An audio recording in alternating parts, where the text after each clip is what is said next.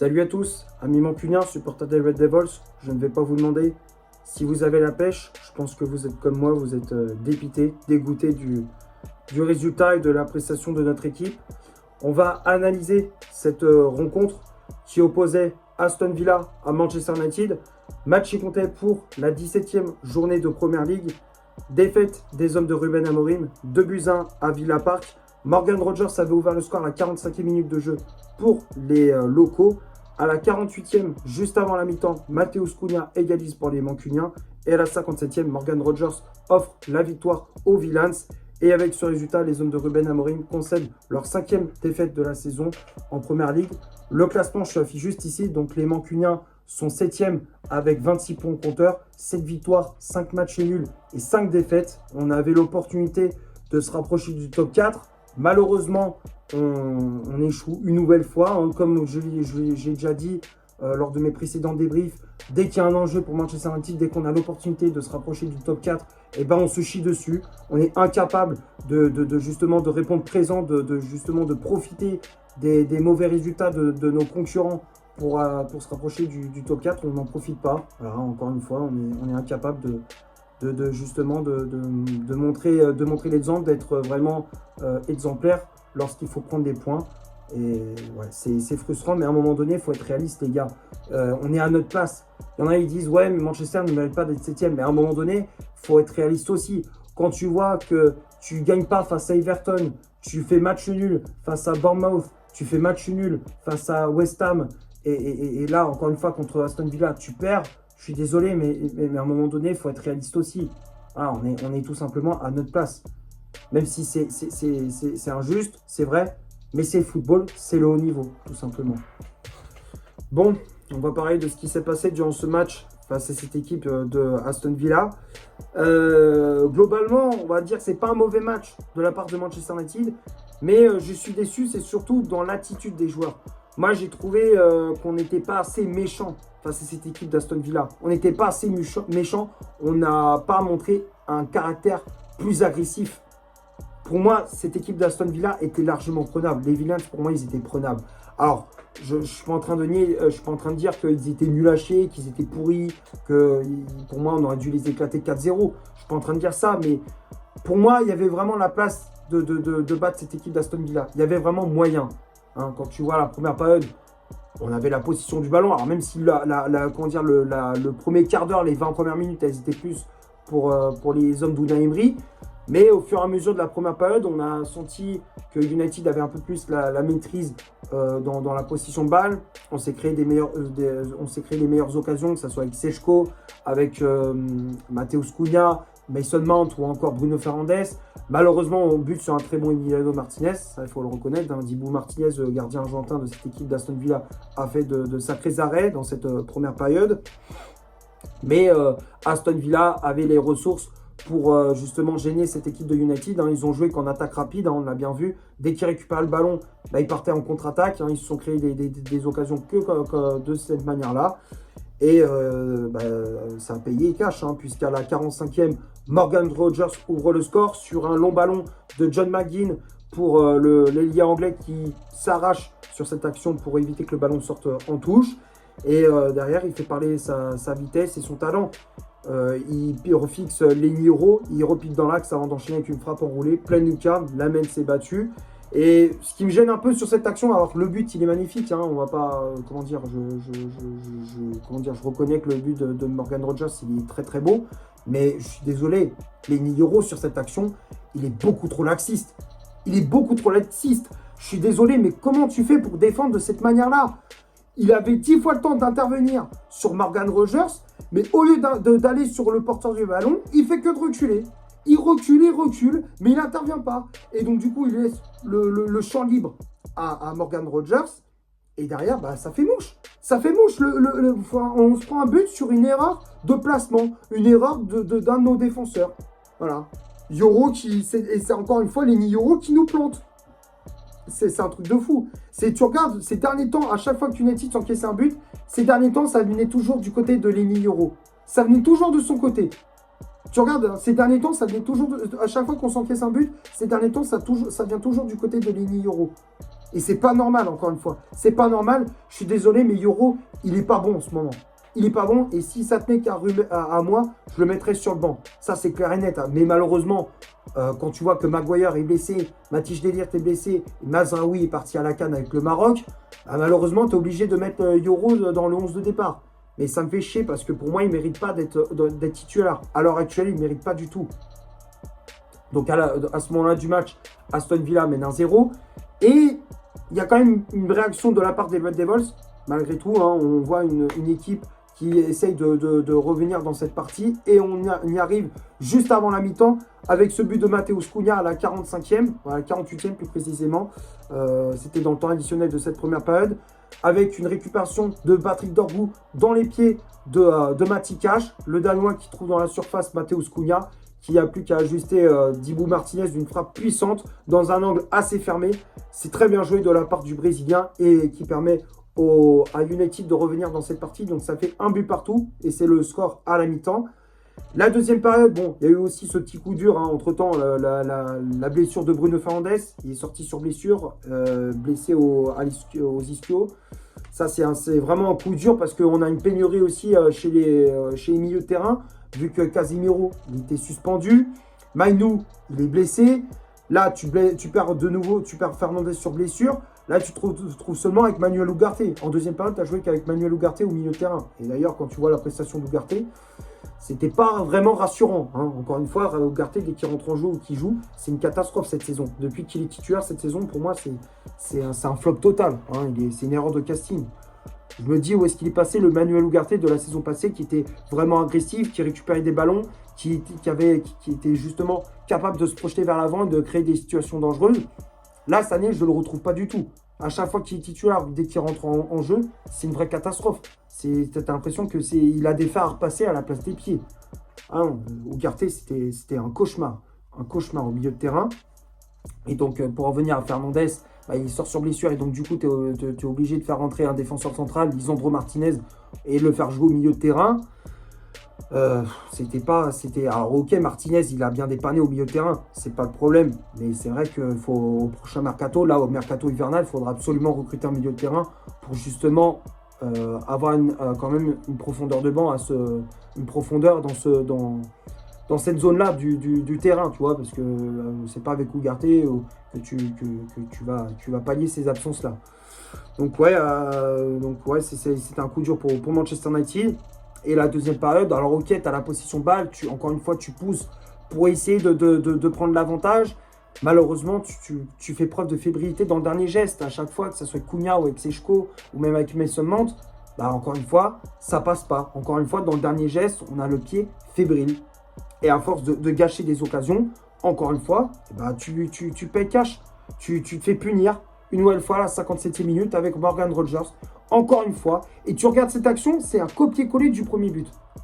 C'est un copier-coller du premier but. Alors, c'est un centre de Youri Tielemans. À l'origine, c'était un centre de Tielemans mal dégagé par Eldon Evans. Ça revient sur Morgan Rogers.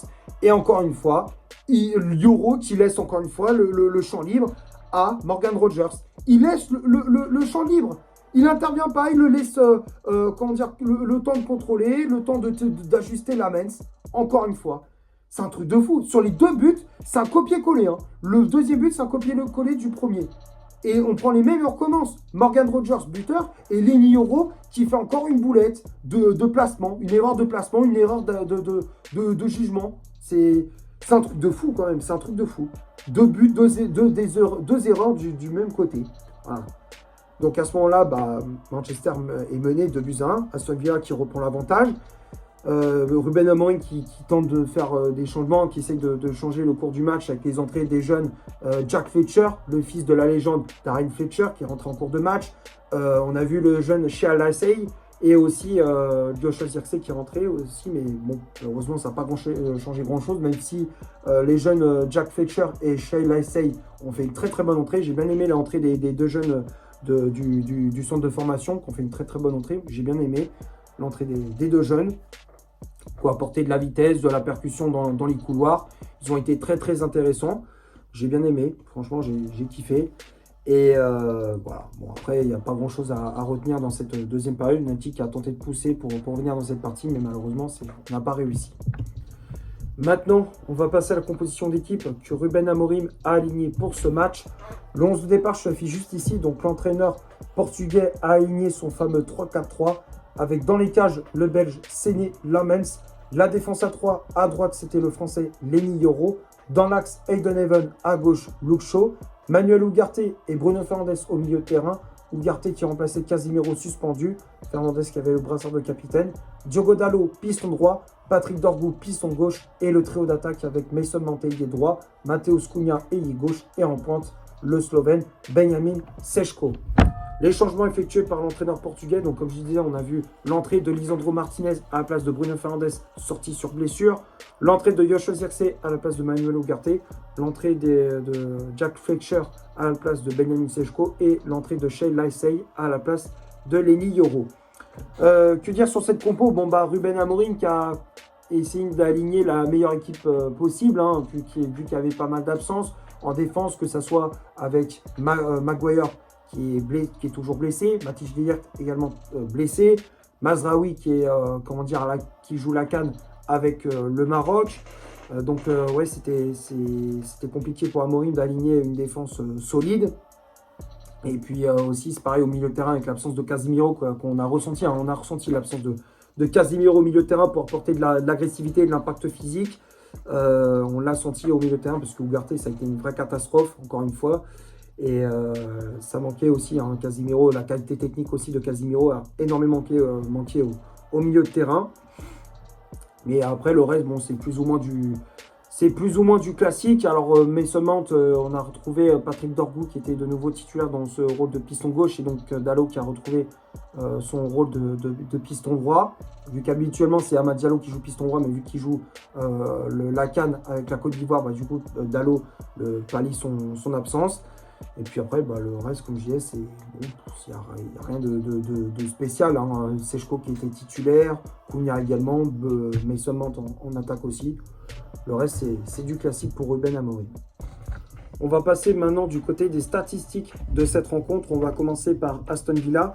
Les Villans ont eu 43% de possession balle, 7 tirs réalisés dans le match, donc 4 frappes cadrées, 351 passes, donc 281 de réussies.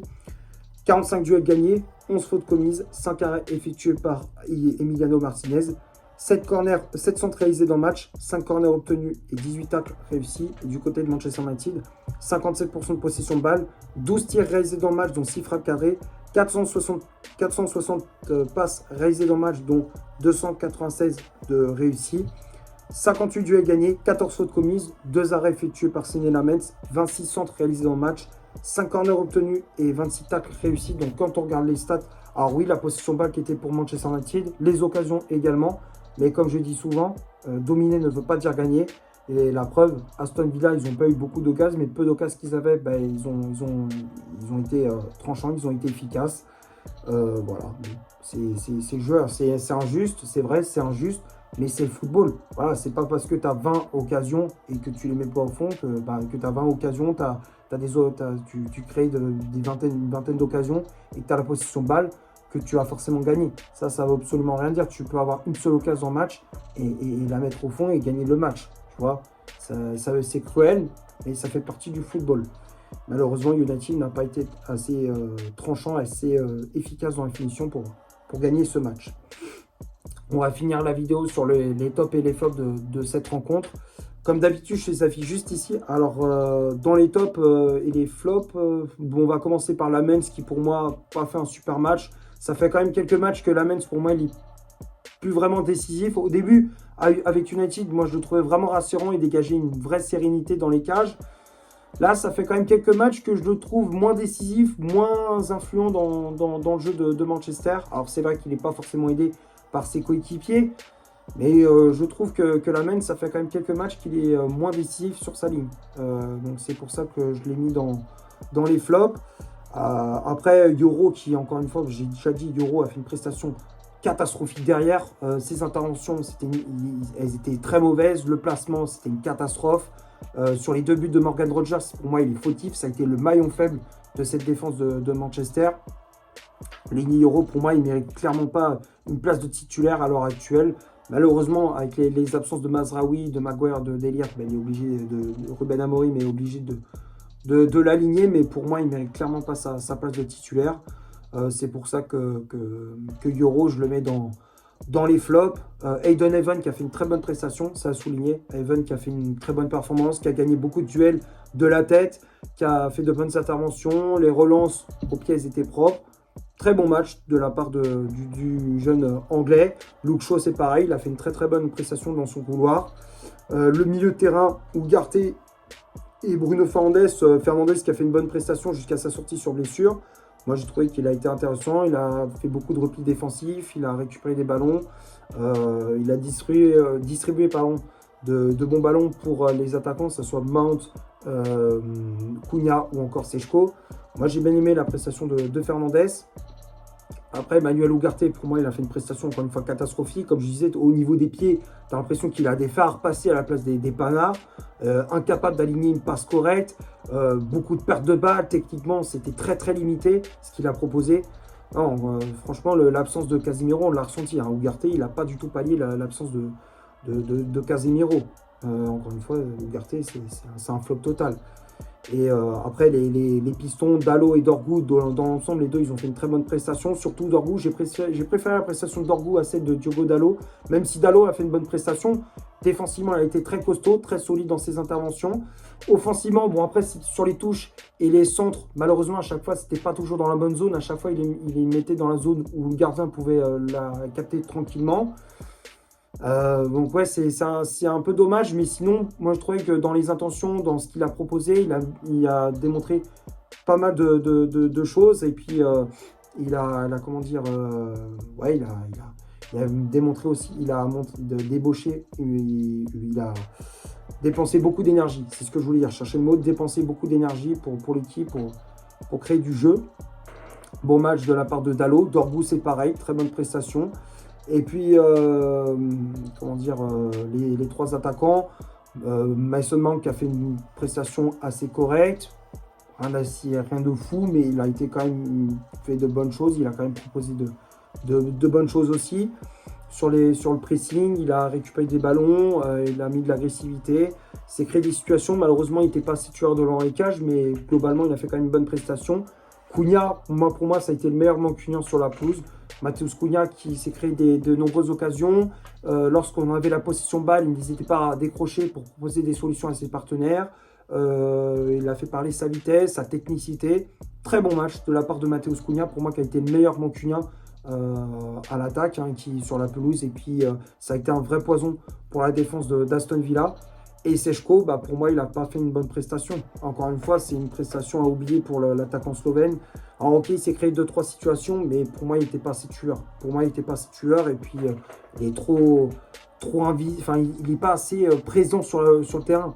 Pour moi, j'ai l'impression que Sechko, si tu lui donnes pas le ballon, il ne sert à rien, quoi. Il ne fait même pas les efforts pour décrocher, pour proposer des solutions à ses partenaires. Il ne fait même pas cet effort-là. Ça risque d'être très compliqué pour lui, tu vois, Benjamin Sechko, c'est pour ça que j'ai mis dans les flops. Et puis les remplaçants, Martinez, Zirkzee, Fletcher et Lacey. Le seul que je mets dans les flops, c'est Zirkzee qui pour moi n'a pas fait une superbe entrée. Voilà, je pense avoir fait le tour pour ce Aston Villa Manchester United. J'espère que le débrief vous aura plu. Si c'est le cas, vous laissez un énorme like, tu t'abonnes, tu n'hésites pas à dire dans les commentaires ce que tu as pensé du match et de mon débrief. Partage la vidéo sur tes réseaux sociaux, n'hésite pas à faire un tour sur mon compte Instagram. Je te l'affiche juste ici, et d'ici là, portez-vous bien. On se retrouve pour un prochain débrief. Ciao, come on United.